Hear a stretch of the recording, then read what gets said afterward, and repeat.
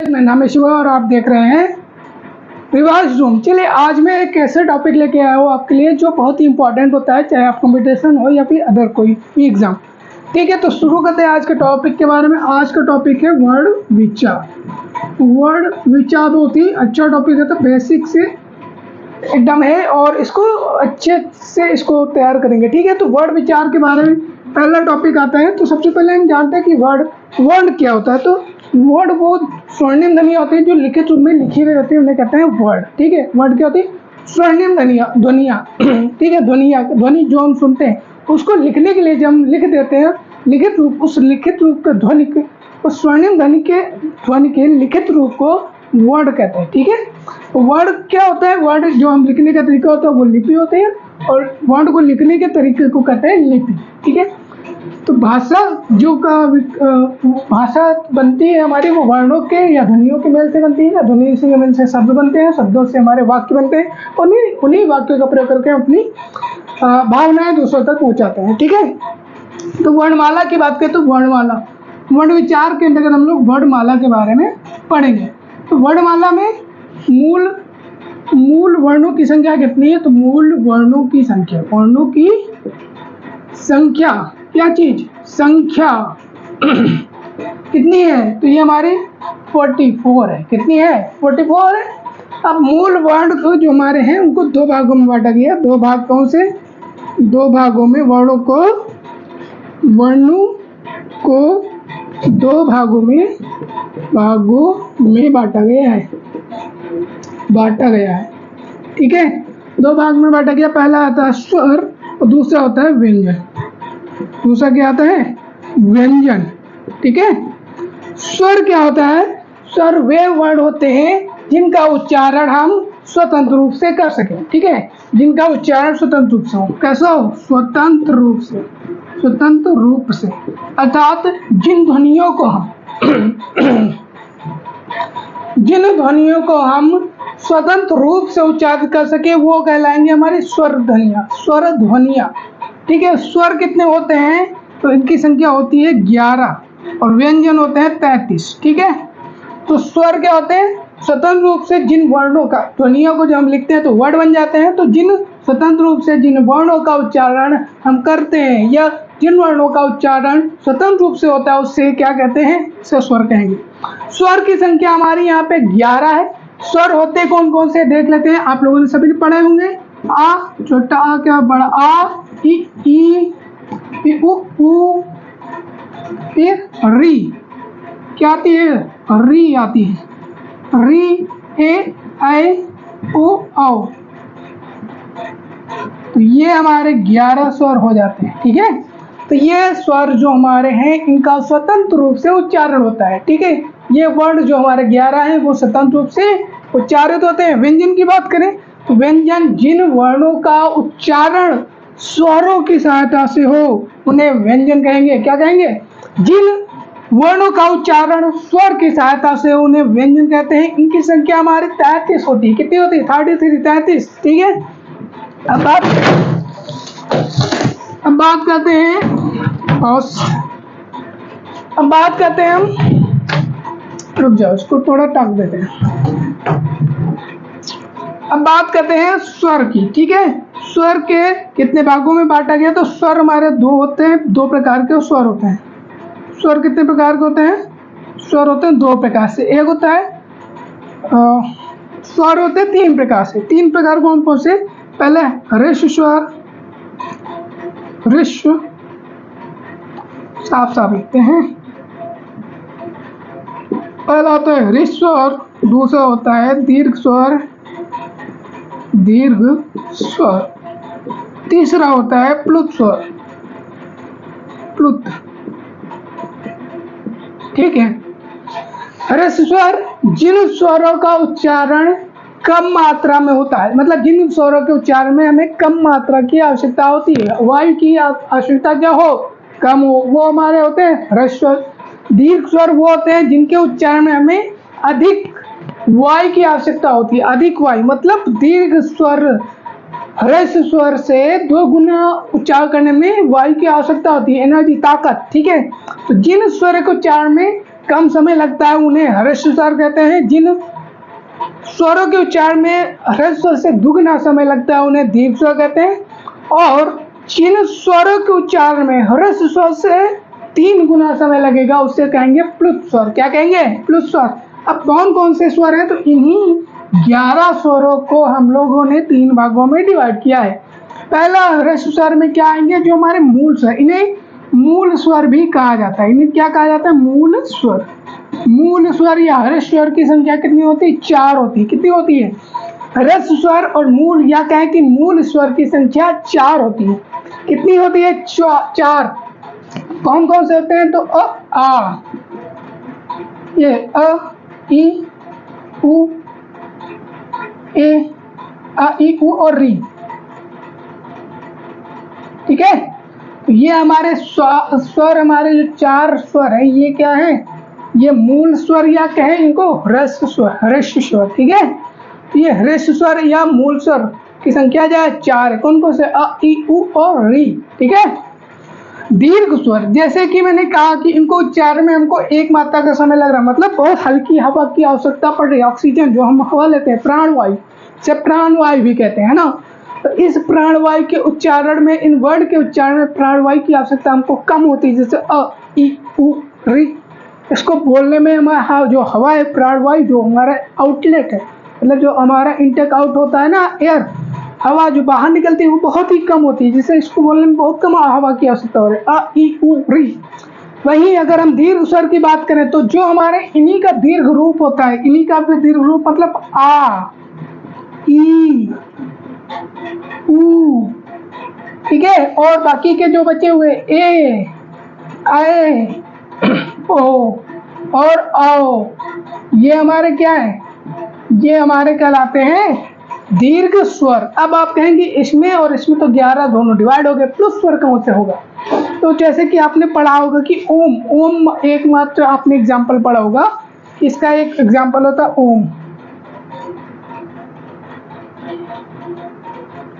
ओम ऐसे करके लिखते हैं ना, ओम। ठीक है, बट इसको कैसे लिखा है तो वो मैं अभी आपको बताऊंगा। ठीक है, ओम को अभी साइड कर देते हैं। अभी दीर्घ स्वर समझ आया होगा। इसका दीर्घ रूप ह्रस्व स्वर से दुगना समय लगता है। अ बोलने में बहुत कम लग रहा है, लेकिन आ बोलने में बहुत ज्यादा ताकत लगा रही है, हवा निकालना, एनर्जी यूज करना पड़ रहा है। ई बोलने में कम लगता है, लेकिन ई बोलने में हमको लंबा खींचना पड़ रहा है, ऑक्सीजन, हवा को, सांस को, प्राणवायु को। ऊ बोलने में कम लगता है, ऊ बोलने में हमको ज्यादा प्राणवायु की आवश्यकता हो रही है। ए, आए, ओ, औ, इसी प्रकार हमारा ये 4 भी। ठीक है, प्लुत स्वर क्या होता है? प्लुत स्वर हमने जैसे कि बताया ह्रस्व स्वर से 3 गुना समय लगेगा, उस स्वर को प्लुत स्वर कहेंगे। जैसे अभी हमने ओम पढ़ाया था, तो ओम के आगे ऐसे करके कभी कभी हिंदी का 6 बना के ऐसे म लिख देते हैं। ठीक है, तो ये हिंदी का जो 6 लिखा है, ये हिंदी का 6 ऐसे बनता, सॉरी 3, 6 नहीं, ये 3 बना है। क्या बना है? 3 बना है। ठीक है, तो ये जो हिंदी का 3 बना है, वो हिंदी के 3 का मतलब होता है प्लुत स्वर में 3 गुना समय। जो भी स्वर है, ये क्या है? स्वर। अगर मुंह में हटा देता हूँ, मुंह हटा देंगे तो यहाँ पे ओ बचता है। ओ के बाद में यहाँ पे 3 लिखा गया है। 3 का मतलब है ये 3 गुना समय लगा के बोलना है। ओ चिल्ला के, ठीक है, लाउड मतलब जोर की आवाज से। ओ ना, इसको जल्दी बोल रहे थे, उसको देर तक बोलो, उससे भी ज्यादा बोलना है। ठीक है, 3 टाइम। तो किसी भी स्वर, ये हमारे जो 11 स्वर हैं, इन 11 स्वर में से किसी के भी एक के पीछे अगर हिंदी का 3, जो कि हमारा प्राचीन मेथड है लिखने का, लेकिन अब ऐसे करके ऐसे लिखा जाता है, इसका मतलब होता है कि ये प्लुत स्वर है। ठीक है, इस साइन का मतलब भी प्लुत स्वर होता है। इस साइन का मतलब क्या होता है? प्लुत स्वर। अगर इसको मैं ऐसे दिखाऊं तो कभी कभी आपको ऐसे करके लिखा होता है। ठीक है, तो मतलब यहाँ पे 3 बार ये 3 गुना समय लगा है। जैसे कि आप लोगों ने कॉमिक वगैरह बुक्स पढ़ा होगा, उसमें डायलॉग्स लिखे होते हैं, उसके पीछे ऐसे धड़ाम, तो उसी में ये ऐसा साइन बना होता है। ठीक है, तो प्लुत स्वर हमारा समझ आ गया होगा, आई होप। चलिए आगे बढ़ते हैं, आगे देखते हैं क्या है। तो अब इसका रिवीजन कर लेते हैं एक बार फटाफट से। मूल स्वर्णों को संख्या 44 है। स्वर्णों को 2 भागों में बांटा गया है। पहला स्वर है, दूसरा व्यंजन है। स्वर हमारा स्वतंत्र रूप से उच्चारित होते हैं। इनकी संख्या 11 है। व्यंजन हमारा स्वरों की सहायता से उच्चारित होते हैं, इनकी संख्या 33 है। स्वर हमारे कौन से हैं? आ से लेके अ तक के सारे स्वर हमारे स्वर कहलाते हैं, और 33 व्यंजन कौन से हैं वो हम अभी आगे पढ़ेंगे। स्वर को 3 भागों में डिवाइड किया गया है। हृस्ट स्वर जिसे मूल स्वर भी कहते हैं, दीर्घ स्वर इसे संयुक्त स्वर भी कहा जाता है, दीर्घ स्वर को संयुक्त स्वर भी कहा जाता है, लिख लेना। प्लस स्वर होता है तीसरा, किसी भी स्वर के पीछे लास्ट में हिंदी का 3 या फिर इस प्रकार का सिंबल बना है तो उसका मतलब है सिंगल भी हो सकता है या 3 टाइम भी हो सकता है, इसका मतलब वहाँ पे प्लुत स्वर है। क्लियर है? अब पढ़ेंगे हम लोग व्यंजन। व्यंजन क्या होता है चलिए देखते हैं, फटाफट से इसको क्लियर कर देते हैं। तो व्यंजन के बारे में पढ़ेंगे हम लोग। फिलहाल व्यंजन की संख्या अभी हमने बताई थी, चलिए बताइए व्यंजन की संख्या कितनी है। चलिए फटाफट से हम लोग इसको करते हैं क्लीन। चलिए अब देखिए व्यंजन। व्यंजन क्या होता है? व्यंजन की संख्या अभी हमने बताई है, कितनी है? 33 है। कितनी है बच्चों? 33। सभी बच्चे बोलेंगे, सभी बोलेंगे 33 व्यंजन होते हैं। अब इन व्यंजन को 3 भागों में डिवाइड किया गया है। इन व्यंजन को कितने भागों में बांटा गया है? 3 भागों में। पहला कौन सा है? स्पर्श व्यंजन। कौन सा? स्पर्श व्यंजन। दूसरा होता है संयुक्त व्यंजन। अंतस्थ संयुक्त अभी बताएंगे कौन सा होता है, अंतस्थ व्यंजन। फिर आता है नेक्स्ट हमारा ऊष्म व्यंजन। ठीक है बच्चों ध्यान से देखो, व्यंजन कितने? व्यंजन की संख्या 33। व्यंजन की संख्या 33। पहला कौन सा होता है? जो 3 भागों में डिवाइड किया गया है व्यंजनों को, उसमें से पहला आता है हमारा स्पर्श व्यंजन। स्पर्श व्यंजन पहला क्या आता है? स्पर्श। किसी को जब आप छूते हैं उसे कहते हैं स्पर्श। ठीक है, और स्पर्श तो व्यंजन को छुएंगे तो वो होंगे स्पर्श व्यंजन। ठीक है, उसके बाद आता है अंतस्थ व्यंजन। इनकी संख्या होती है 4। उस व्यंजन की संख्या होती है 4। अब आप काउंट कर लें, 4 4 8 5 13 का 3 हासिल 1 2 1 3 33 हो गए। क्लियर? तो 33 व्यंजन में हमारे 25 स्पर्श व्यंजन बोले गए, बताए गए। दूसरा हमारा अंतस्थ व्यंजन 4 बताए गए और उस व्यंजन भी 4 बताए गए। ठीक है, तो स्पर्श व्यंजन कौन कौन से हैं वो हम दिखाते हैं आपको। जब आप कहरा पढ़ते हो का खा गा गा अंगा च च ज ज इया टा टा ड ड अड़ा ता ता दा दा ना पापा बाबा माँ या रा ला वा, तो पापा बाबा माँ तक के व्यंजन को स्पर्श व्यंजन में रखा गया। क्यों रखा गया वो हम अभी आगे बताएंगे। पहले अंतस्थ व्यंजन देख लेते हैं। अंतस्थ व्यंजन जो या रा ला वा जो पढ़ते हैं वो हमारे अंतस्थ व्यंजन कहलाते हैं। उस व्यंजन कौन से होते हैं? जो लास्ट के जो हमारे 4 बचते हैं, कौन से? श, स, सा और हा, इन्हें ऊष्म व्यंजन कहा गया है। अब इन्हें ऊष्म व्यंजन क्यों कहा गया वो भी मैं अभी आगे बताऊंगा। पहले स्पर्श व्यंजन की बात करें तो स्पर्श व्यंजन वो व्यंजन होते हैं जो, जैसे कि मैंने बताया, जो व्यंजन होते हैं वर्ड है। वर्ड क्या है? जो वर्ण लिखित रूप है किसका? ध्वनिया का, ध्वनियों का। तो ध्वनि जो हमारा बोलते हैं, जब हम ध्वनिया बोलते हैं तो हमारी मुंह में एक जीभ है। जीभ जानते हो ना, जो बहुत ज़्यादा चलती है औरतों में। ठीक है, तो उस जीभ जब हमारे किसी मुंह के 5 भागों को, हमारे मुंह में 5 ऐसे भाग हैं जिनको वो टच करती है। ठीक है, समझ गए? तो उन 5 भागों को जब वो वायु, प्राण वायु क्या करती है? टच करके निकलती है। किसके द्वारा? जब हवा, जीभ के द्वारा। ठीक है, जीभ का मूवमेंट तो हवा को टच कराती है। ठीक है, तो स्पर्श व्यंजन क्या होता है? ऐसे व्यंजन, स्पर्श वो व्यंजन होते हैं जिनका उच्चारण स्थान मुंह के विभिन्न भागों को छूकर निकलता है। ठीक है, उसे कह सकते हैं स्पर्श व्यंजन। हमारे जो 25 है, का से लेके माँ तक के, वो 25 हमारे स्पर्श व्यंजन। अंतस्थ व्यंजन 4 होते हैं यार अलावा। उस व्यंजन श, स, सा और हा है। अब स्पर्श व्यंजन की बात करें तो स्पर्श व्यंजन को वर्ग बनाया गया। ठीक है, स्पर्श व्यंजन। अब स्पर्श व्यंजन हमारा 5 वर्गों में बांटा गया। तो कौन कौन सा वर्ग बनाए? एक होता है का वर्ग। ठीक है, चा वर्ग,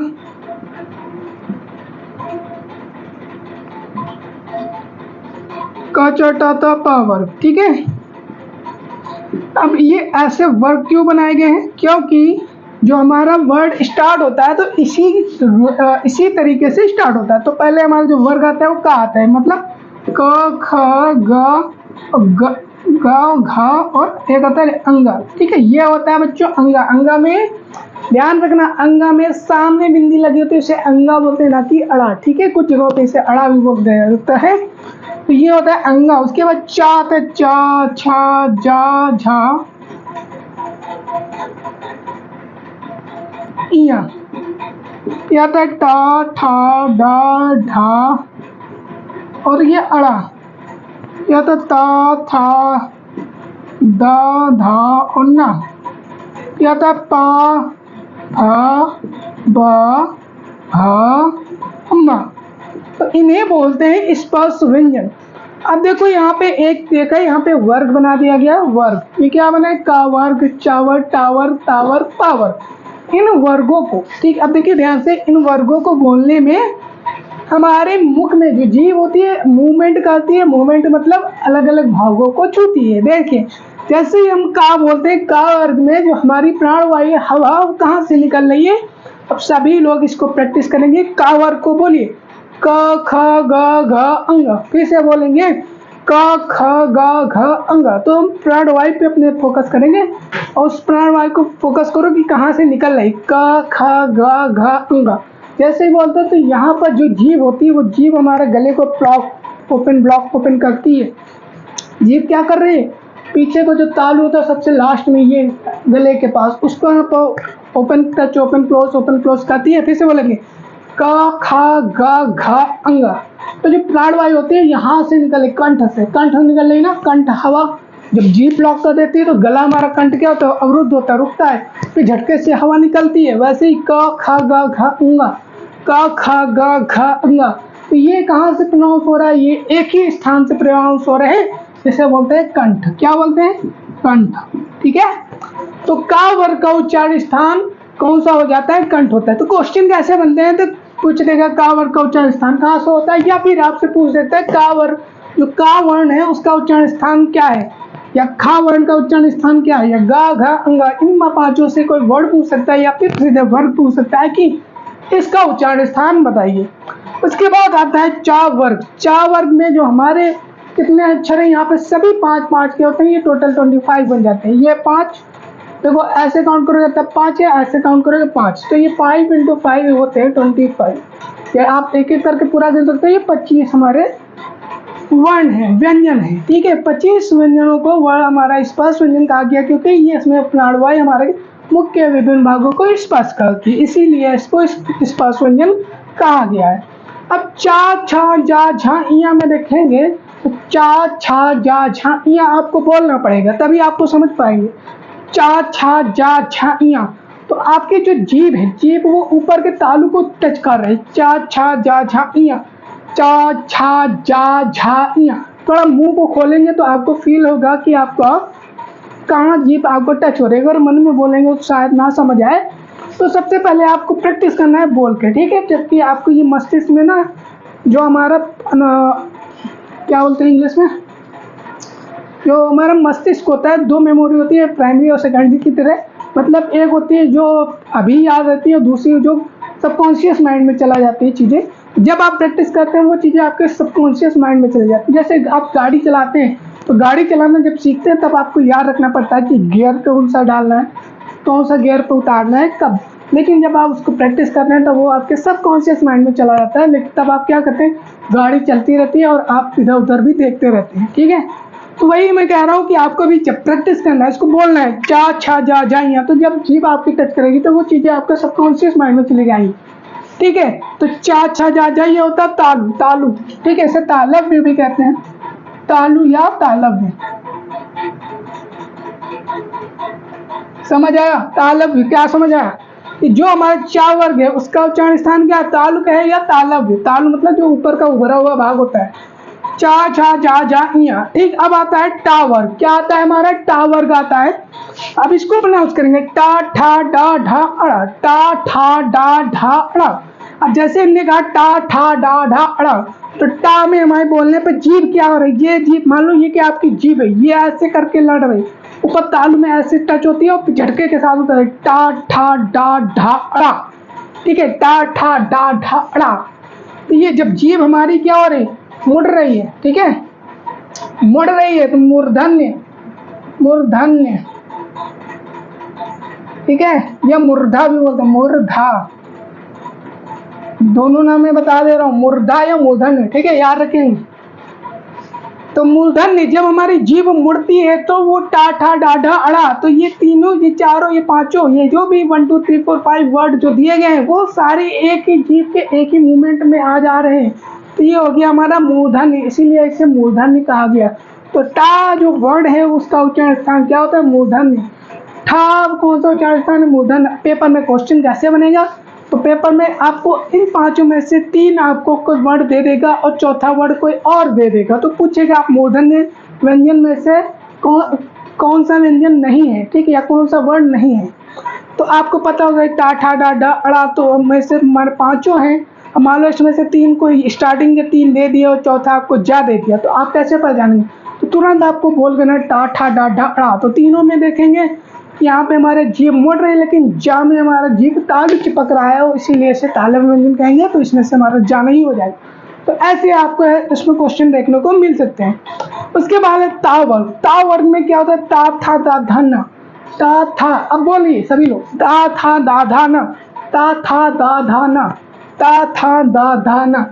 जीभ क्या कर रही है, जीभ हमारी टच हो रही है, जो दांत होता है दांत के ऊपर मसूड़ा, ठीक है, ता था दा धा ना, जीभ और दांत के बीच के बाद, ठीक है, मतलब मसूड़े और दांत के बीच का भाग, ठीक है। तो ता था दा धा ना उसको बोलते हैं दांत, ये दांत पे टच हो रहा है, तो दंत, दंत, ठीक है। ये कौन सा, इसका उच्चारण स्थान दंत हो गया, ता था दा धा ना, ता था दा धा ना, ये हमारा दांत पे हो रहा है, ठीक है, इसे दंत भी बोलते हैं। क्या बोलते हैं बच्चों, इसे दंत भी बोलते हैं, ठीक है, क्या बोलेंगे, दंत, समझ गए।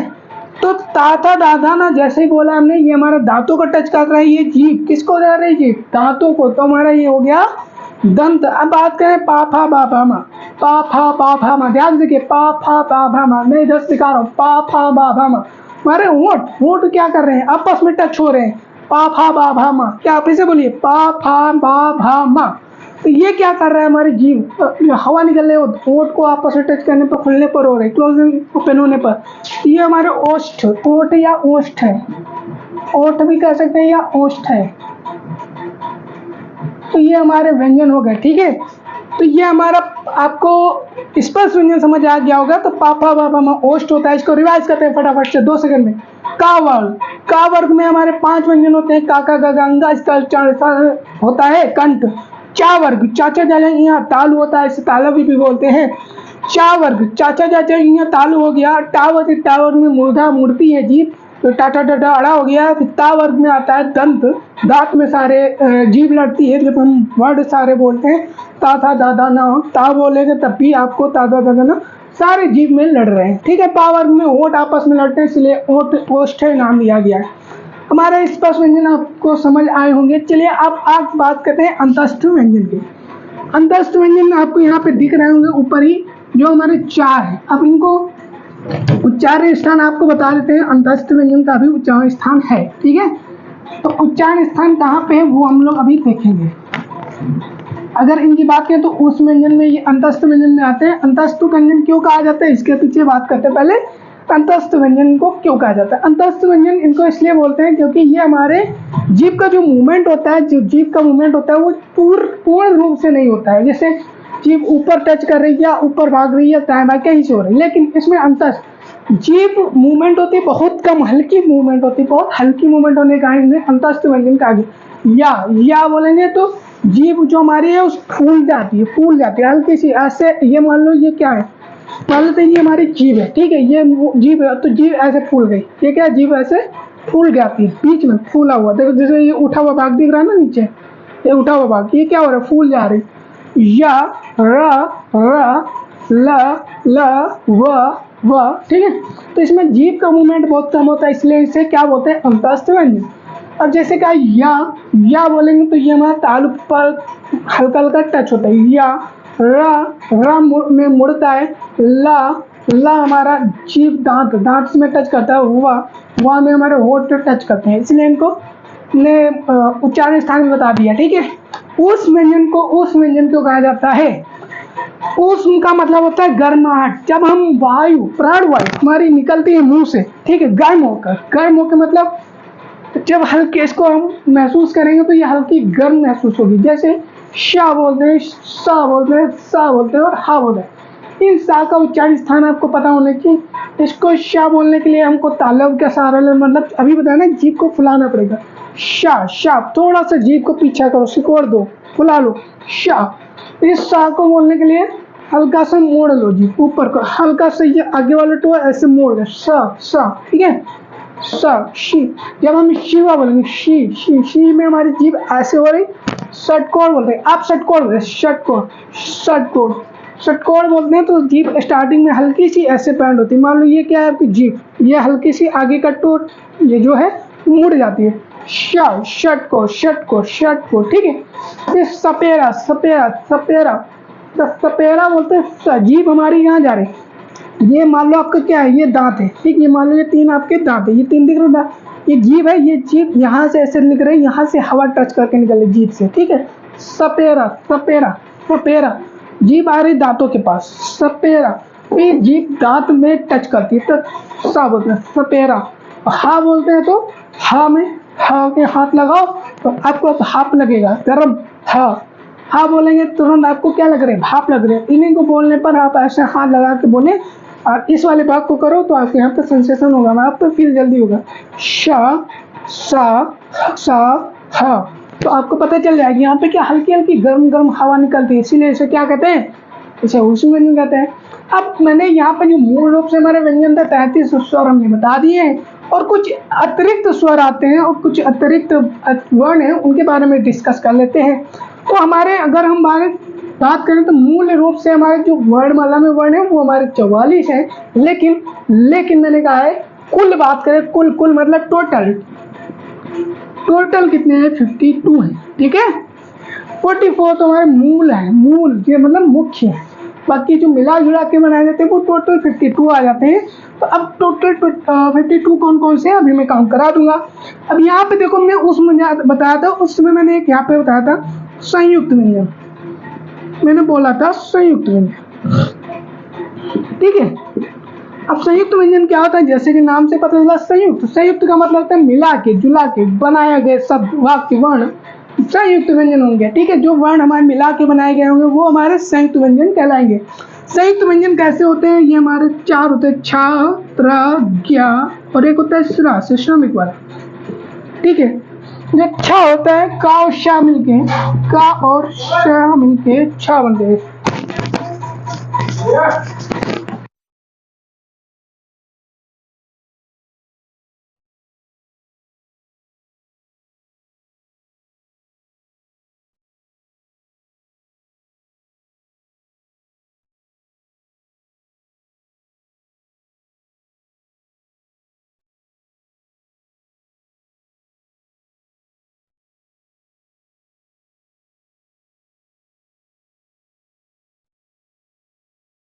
तो छा समझ आया, का और शा मिलकर छा बनता है। उसी प्रकार त्रा, जो त्रा बनता है वो हमारा ता और रा मिलकर बनता है, ठीक है। ता और रा, त्रा, ठीक है। ता और रा त्रा मिलता है। जो ज्ञा बनता है, ज्ञा कैसे बनता है, जो जा और इया मिला के ज्ञा बनता है, ठीक है, समझ गए। जा और इया मिलाकर ज्ञा बनता है। शा कैसे बनता है, तो ये हमारा सा और रा मिलकर, ठीक है, श्रा बनता है, समझ गए, सभी समझ गए होंगे ना। छात्र, ज्ञा और श्रा कैसे बनता है, ये हमारा आता है संयुक्त व्यंजन में। एक और होता है द्वित्व व्यंजन। कौन सा होता है, द्वित्व व्यंजन। द्वित्व व्यंजन कौन सा होता है, तो द्वित्व व्यंजन वो व्यंजन होते हैं दो जो आप पढ़ते हैं पढ़ाई और लड़ाई में, ठीक है, पढ़ाई और लड़ाई में। तो पढ़ाई में ये अड़ा होता है, अड़ा, और ये लड़ाई में अड़ा होता है, ठीक। इसे अड़ा बोलते हैं और इसको बोलते हैं अंगा, ठीक है। ये अंगा है, यहाँ पर नीचे है तो अड़ा और सामने है तो अंगा, ठीक है। समझ गए अंग और अड़ा में डिफरेंस। ठीक है दोस्तों, चलिए आगे देखिए। तो यहाँ पे अड़ा पढ़ेंगे, इसको हा, अड़ा जो आ हा, इसमें लास्ट में प्रोनाउंसिएशन हा आएगा, इसे हम पढ़ाई, यहाँ पे ढाई आता है ना, हा भी प्रोनाउंस होता है यहाँ पे, पढ़ाई पढ़ाई पढ़ाई पढ़ाई। ठीक है, तो यहाँ हा है पूरे प्रोनाउंसिएशन, यहाँ पे अड़ा, अड़ा, इसको अड़ा बोलते हैं, जैसे अड़ा, ये अड़ा है ना, या फिर ऐसे भी डंडा अड़ा हुआ है, अड़ा। ठीक, तो वही अड़ा है ये। ठीक है, समझ गए ना, ये अड़ा, ये हा, इसमें हा प्रोनाउंसिएशन है।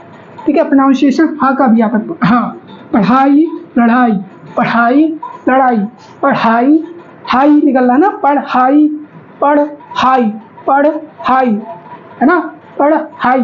तो यहाँ पे लड़ाई लड़ाई लड़ाई लड़ाई, समझ गए क्लियर।